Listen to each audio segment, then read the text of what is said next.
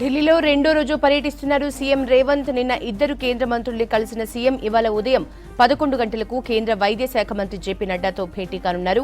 రాష్ట్రానికి సంబంధించిన పలు సమస్యల్ని ఆయనతో చర్చించనున్నారు. మధ్యాహ్నం తెలంగాణ ఎంపీల ప్రమాణ స్వీకారానికి హాజరు కానున్నారు. మరోవైపు ఇవాళ కాంగ్రెస్ అగ్రనేతలతో మరోసారి భేటీ కానున్నారు రేవంత్. ఇతర పార్టీల ఎమ్మెల్యేల చేరికలు, కేబినెట్ విస్తరణ, నామినేటెడ్ పోస్టులు, పీసీసీ అధ్యక్ష మార్పు, తెలంగాణ ఎన్నికల ఫలితాలని చర్చించనున్నారు.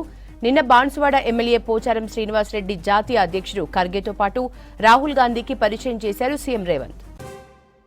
సీఎం రేవంత్ ఢిల్లీ టూర్ పై మరిన్ని అప్డేట్స్ మదార్ అందిస్తారు. మదార్, సీఎం రేవంత్ ఇవాళ ఎవరెవరిని కలుస్తున్నారు? స్కెడ్యూల్ ఎట్లా ఉంది? రెండో రోజు సీఎం పర్యటన కూడా బిజీగానే కొనసాగబోతుంది.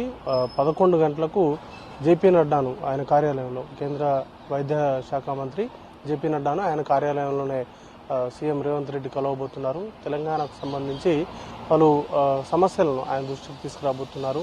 ఇక భేటీ ముగిసిన తర్వాత మధ్యాహ్నం తెలంగాణ ఎంపీల ప్రమాణ స్వీకార కార్యక్రమంలో ఆయన పాల్గొంటారు.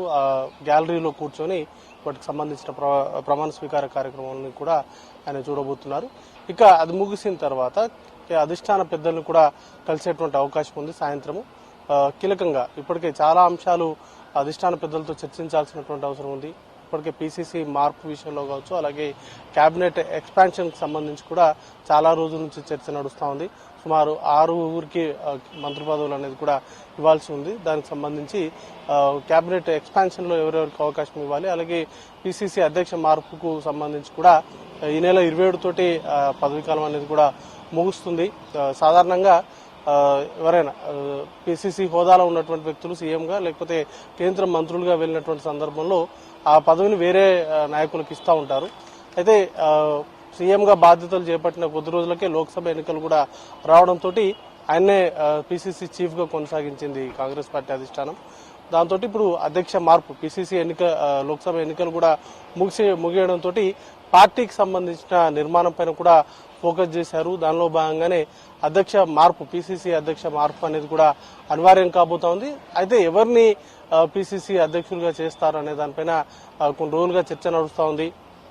బీసీలకు ఇస్తారా, లేకపోతే పార్టీలో ఉన్నటువంటి ఇతర సామాజిక వర్గాలకు సంబంధించిన సీనియర్ నేతలకు ఆ పదవి కట్టబెట్టబోతున్నారా అనే దానిపైన ఉత్కంఠ ఉంది. దానిపైన కూడా ఒక క్లారిటీ అనేది కూడా తీసుకోవాలి. దానిలో భాగంగానే ఈ రోజు అధిష్టాన పెద్దల్ని కలిసి ఈ కీలక అంశాలు 3 కీలక అంశాలు ఉన్నాయి. ఒకటి అధ్యక్ష మార్పు, దాంతోపాటు కేబినెట్ ఎక్స్పాన్షన్, ఇక నామినేటెడ్ పోస్టులకు సంబంధించి భర్తీ పైన కూడా సీఎం రేవంత్ రెడ్డి సీరియస్ గా ఫోకస్ చేశారు.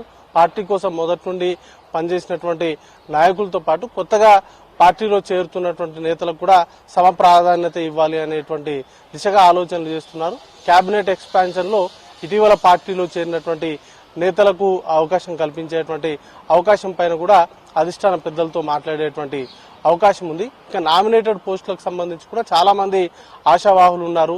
వివిధ నామినేటెడ్ పోస్టులకు సంబంధించి కొన్ని కార్పొరేషన్లకు సంబంధించిన చైర్మన్ల భర్తీకి సంబంధించి గతంలోనే నిర్ణయం తీసుకున్నప్పటికీ మరికొన్ని పోస్టులను కూడా భర్తీ చేయాల్సినటువంటి ఆలోచనలో ఉన్నారు. వాటికి సంబంధించిన కసరత్తు అనేది కూడా అధిష్టాన పెద్దలతో చేసేటువంటి అవకాశం ఉంది. దాంతోపాటు తెలంగాణ ఎన్నికలకు సంబంధించి లోక్సభ ఎన్నికల్లో వచ్చినటువంటి ఫలితాల పైన కూడా విశ్లేషణ జరిగేటువంటి అవకాశం ఉంది. గతంలోనే కాంగ్రెస్ పార్టీ అధిష్టానం అధికారంలో ఉన్నటువంటి రాష్ట్రాలకు సంబంధించి ఫోకస్ చేశారు. అక్కడ ఎన్నికల్లో ఎక్కడ ల్యాప్స్ జరిగింది, ఎక్కడ కొన్ని అనుకున్నటువంటి స్థాయిలో ఫలితాలు రాలేదు అనేటువంటి దిశగా ఒక కమిటీని కూడా ఫామ్ చేశారు. కాబట్టి వాటికి సంబంధించినటువంటి అంశాలపైన కూడా అధిష్టాన పెద్దలతో చర్చించేటువంటి అవకాశం ఉంది. ఇక రాత్రి ఈరోజు ప్రమాణ స్వీకారం చేసినటువంటి ఎంపీలతోటి ఒక విందు అనేది కూడా ఏర్పాటు చేసినట్టుగా తెలుస్తా ఉంది. వారి కుటుంబ సభ్యులందరికీ కూడా ఆ విందులో సీఎం రేవంత్ రెడ్డి విందు అనేది కూడా ఇస్తున్నారు. ఆ కార్యక్రమాలు అనేది కూడా ఈ రోజు షెడ్యూల్ కు సంబంధించి అఫీషియల్ గా ఇప్పటి వరకు మనకున్నటువంటి సమాచారం మేరకు ఒక కేంద్ర మంత్రిని, అలాగే మిగతా పార్టీకి సంబంధించిన కీలక నేతలను కలిసి రాష్ట్రానికి సంబంధించినటువంటి ఇటు పాలనాపరమైనటువంటి నిర్ణయాలు కావచ్చు, అలాగే ఇటు పార్టీకి సంబంధించిన కీలక అంశాలపైన చర్చలు అనేది కూడా జరపబోతున్నారు. నిన్న 2 కేంద్ర మంత్రులను కలిశారు.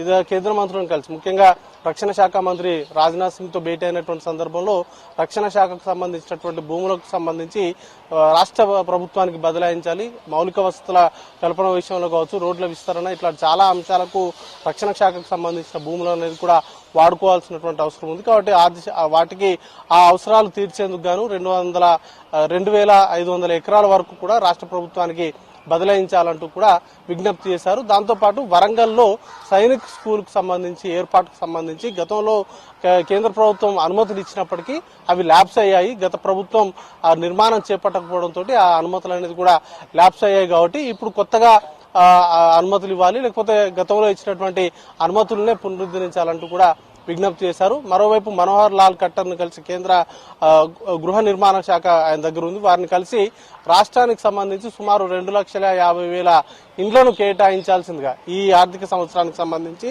2,50,000 ఇండ్లను కేటాయించడంతో పాటు గతంలో PMAYకి సంబంధించినటువంటి నిధులు కొన్ని రాష్ట్రానికి రావాల్సింది, వాటిని కూడా క్లియర్ చేయడంతో పాటు కొన్ని నిధులు పెంచాల్సిందిగా కూడా విజ్ఞప్తి చేశారు. నిన్న సాయంత్రం పార్టీకి సంబంధించినటువంటి కీలక నేతలు ఇటు రాహుల్ గాంధీ, మల్లికార్జున ఖర్గేలను పోచారం శ్రీనివాస్ రెడ్డితో కలిసి వారికి పరిచయం చేశారు.